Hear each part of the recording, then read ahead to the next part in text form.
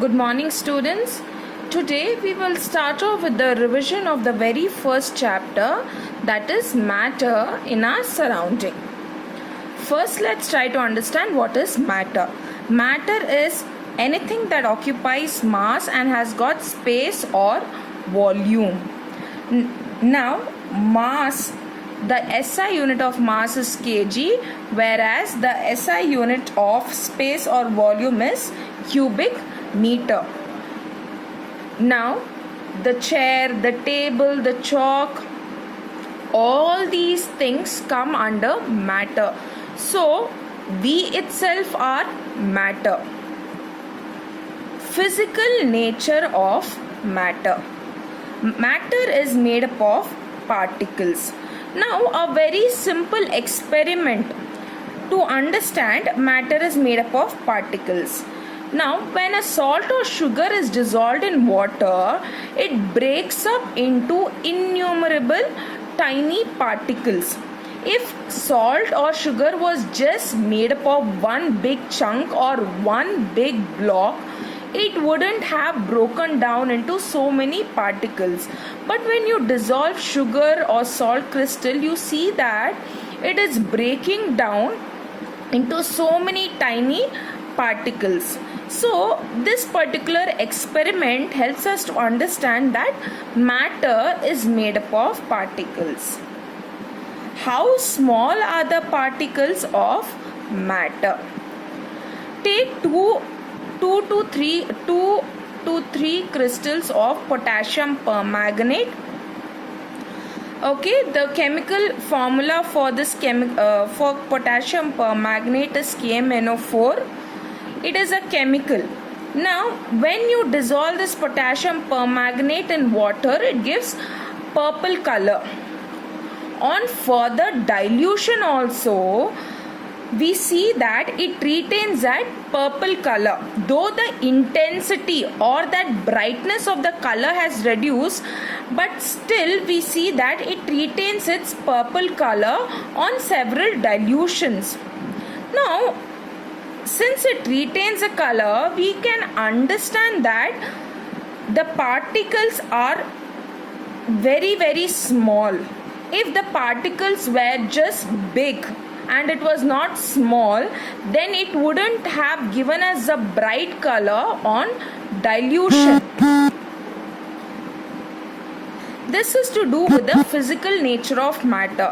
Hopefully it is clear, and the two experiments under this two topics are important. Next, moving on to characteristics of particles of matter. Particles of matter have space between them. When you dissolve salt or sugar in water, they occupy the space between the water molecule. Whenever you are adding tea leaves to the water, we see that the tea leaves are occupying space between the water molecule. Next, particles of matter are continuously moving. When you add a drop of ink to the water, what happens? Do you think the drop of ink will stay just like that, or will it spread? It will definitely spread. Since the particles of matter are continuously moving or they are in motion, that's why we see there is a spread of the ink. The ink spreads. Otherwise, the ink wouldn't have spread if the particles of matter were not moving. Particles of matter attract each other. Now, there is a force of attraction between the particles of matter. A simple experiment can be carried out using an iron nail, rubber band and chalk. And when you try to break it, we see that the chalk breaks easily because the force of attraction between the particle is weak. Next comes a rubber band. When you stretch it, you require little more effort that was used to break the chalk, whereas maximum force is required to break the iron nail. So it proves that the particles of matter in iron are very strongly bonded. The force of attraction between them is quite strong. Hopefully you have understood the characteristic of particles of matter.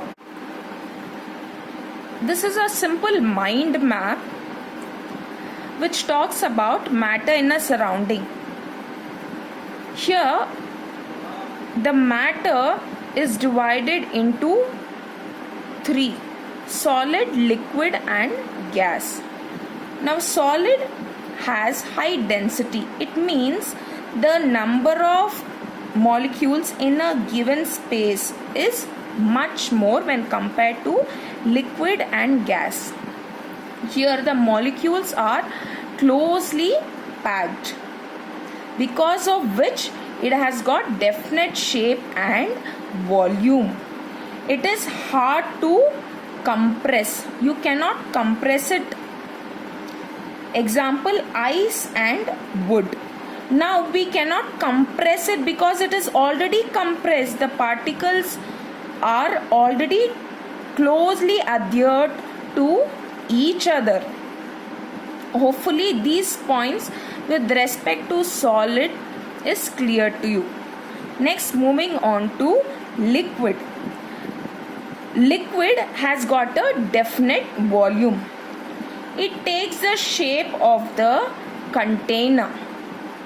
Molecules can move within the container. It is less compressible when compared to solid. It is less dense when compared to solid. Example is milk and water. Next, moving on to gases. Here molecules spread out. They are free to move. It has got low density. It occupies the shape of the container. It is compressed easily. Example is air and hydrogen. Okay, so these are the points with respect to gases. Over here, one important definition that you need to remember is density. Density is nothing but number of molecules present in a given space. So when you look at that, solid has got high density, liquid has got comparatively less density, whereas gas has got the least density. Students, the SI unit of density is kg per cubic meter. Density is nothing but mass divided by volume. We will try to understand what is kinetic energy. The energy possessed by particle by virtue of its motion. Now when an object is in motion, okay, it has energy within it. That energy is known as kinetic energy. When a ball is moving, it has got kinetic energy. Okay, when the water is falling down, it has got kinetic energy.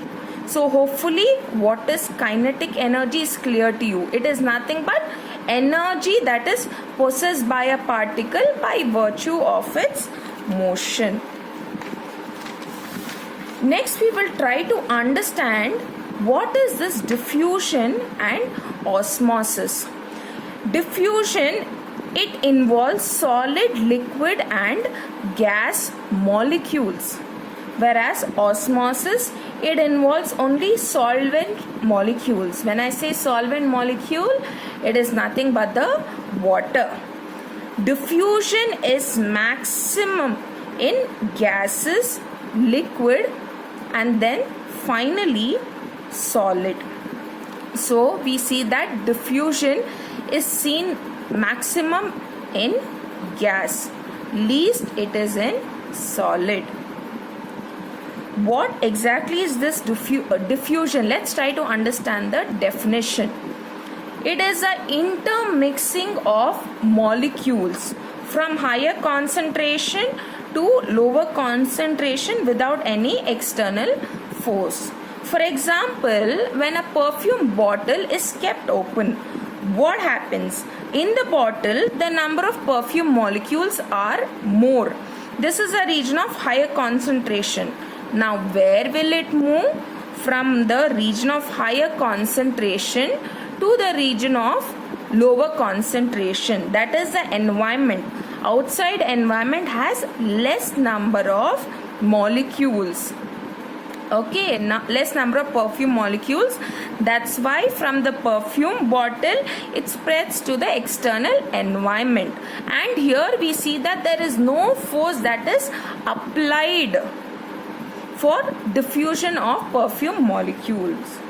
Here molecules move from a region of higher concentration to a region of lower concentration through a semi-permeable membrane. Example, absorption of water by root hairs.